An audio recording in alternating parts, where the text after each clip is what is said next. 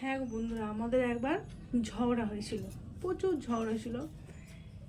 আর আমি ছোটো দিকে প্রচুর পরিমাণে কষ্ট করেছি। কোনোদিন কোনোদিন মানে যেরকম খারাপ মানুষের কত স্বপ্ন আসে, আমার মধ্যে কি সেটা নেই। আমার মধ্যে আমার বাবা মাকে আমি সবথেকে বেশি ভালোবাসি। আর তার তার থেকে নিচে, বাবা মায়ের নিচে আমার হলো এই হাত আর এই হলো পা। এই দুটোকে আমি খুব ভালোবাসি, ঠিক আছে, খুব ভালোবাসি এই দুটো।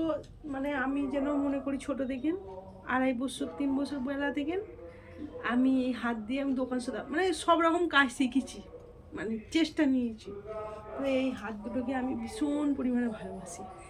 আমি মনে করি এই হাত দুটো থাকলে, কিন্তু আমি ডিভোর্স চেয়েছিলাম, ঠিক আছে। ডিভোর্স চাওয়ার পরে যাদের ঘরে মানে মানে মানে আমার বাবা মা নেই, বাবা মায়ের জায়গায় মানে বাবা মায়ের ভালোবাসাটা তাদের ঘরে দিয়েছিলাম, ঠিক আছে। তখন ডিভোর্সের কথা শুনে তারা কেটে গেল। তারা কি ভাবলো যে পাঁচেই যদি আমার ঘরে এসে পৌঁছে যায়, ঠিক আছে, আমার ঘরে যদি এসে পৌঁছে যায়, তখন আমার সঙ্গে খারাপ ব্যবহার আরম্ভ করতে হলো।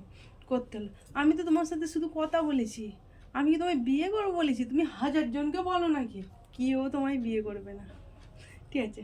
আমার কিন্তু ওই চিন্তা ভাবনাটা নেই। কিন্তু একটা 12 ভাতারিদের পিছনে মানুষ ছুটাছুটি করে, সেরম খানকির ছেলে, তাই তার পিছনে ছুটি করে। তারা দুর্ব্যবহার করুক, যাই করুক, গুরুজনের সঙ্গে যাই করুক, কিন্তু তারা সেটা বলবে। তারা তো শরীরের লোভে ঘুরছে, তারা তো ভালো ব্যবহারের লোভে ঘোরে না, তারা তো ভালোবাসার টানে ঘোরে না, তারা তো শরীর পেলেই ব্যাস। তা শরীরের লোভে কোথা দিয়ে ঝুলছে, কোথা দিয়ে কী হচ্ছে সেইগুলো দেখতে পেলেই ব্যাস, এরকম হয়ে যাবে, ঠিক আছে। আমি তখন বলছি